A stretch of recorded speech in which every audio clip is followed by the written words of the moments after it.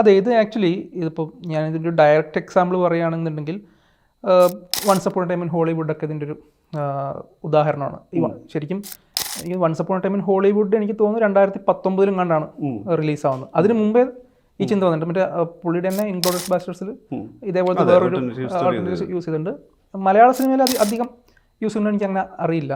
അപ്പോൾ അത്തരത്തിലൊരു സിനിമയാണ്. അപ്പോൾ ഒരു കുറച്ച് ഈ പറഞ്ഞ പഴയ കാലഘട്ടത്തിലെ പണ്ട് ജീവിച്ചിരുന്ന പല ആൾക്കാരുടെ ജീവിതത്തിലൂടെ ഈ കഥ പോകുന്നുണ്ട്. പക്ഷെ അവരൊന്നും ദോഷമായി ബാധിക്കാത്ത രീതിയിലാണ് ഈ സിനിമയെ നമ്മൾ കൊണ്ടുപോയിരിക്കുക.